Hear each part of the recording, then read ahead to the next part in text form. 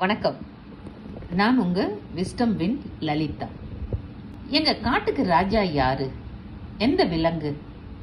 இந்த கேள்வியை கேட்டோம்னா விவரம் தெரிஞ்ச குழந்தையில இருந்து வயசான பாட்டி வர எல்லாம் கண்ணை மூடிட்டு சொல்லுவாங்க காட்டுக்கு ராஜா சிங்கம்னு.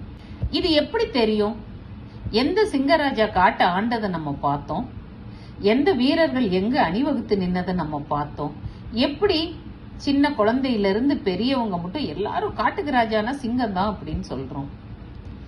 இது வழி வழியா நம்ம அம்புலி மாமா கதையிலையும் பெரியவங்க சொன்ன கதையிலையும் சொல்லி சொல்லி சொல்லி சொல்லி நமக்குள்ள நம்மளா ஏத்துக்கிட்ட ஒரு கருத்து, நம்ம ஆழ்மன பதிஞ்சு போயிருக்க ஒரு கருத்து. இந்த கருத்துனால நமக்கு எந்த லாபமும் இல்லை, நஷ்டமும் இல்லை. வழி வழியா ஒரு கதை தானே, ஒரு ஃபேண்டசி கதை தானேன்னு சொல்லி ஒரு ஃபிக்ஷனரி உலகத்துல வாழ்றவங்க தானே நம்ம கதையா சொல்லி அப்படியே கொண்டு வந்துட்டோம். இது ஒரு சின்ன உதாரணம் தாங்க.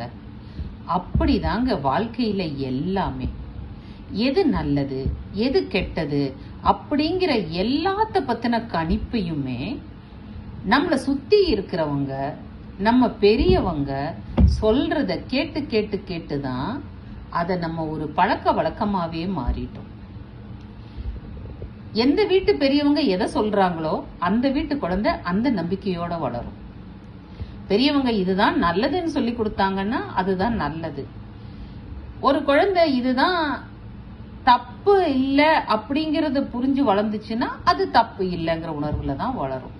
அதனாலதான் ஒருத்தருக்கு சரின்னு தோன்றது இன்னொருத்தருக்கு தப்பா தோணுது. ஸ்கூல்லயே பாருங்க, குழந்தைங்களை அனுப்புறோம், ஒரு குழந்தை சண்டை போட்டுட்டு வரும். ஏண்டா சண்டை போட்டேன்னா, அம்மா இப்படி அவன் பண்ணுனா, இப்படி என்ன சொன்னா, அது தப்பு தானே, அதனாலதான் நான் சண்டை போட்டேன்.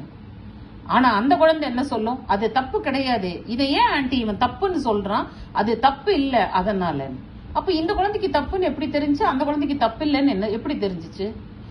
எல்லாமே அது வளர்ற சூழ்நிலையில இருந்து, சுற்றுப்புறத்துல இருந்து அதுவா கிரகிச்சு அவங்களா புரிஞ்சுக்கிட்டு அவங்க உருவாக்கிக்கிட்ட எண்ணங்களோட வெளிப்பாடு தாங்க. இப்படிதாங்க நம்ம வாழ்க்கையில நடக்கிற நிகழ்வுகள் எல்லாமே, நல்லதும் கெட்டதும் எல்லாமே நடக்குதுங்க.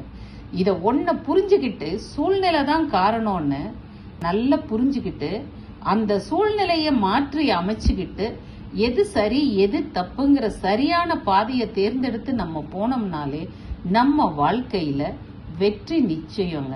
இப்படி கரெக்டானதை தேர்ந்தெடுத்து புத்திசாலித்தனமா பயன்படுத்துறதுக்கு பேரு தாங்க விஸ்டம்.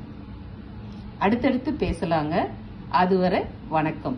வாழ்க வளமுடன்.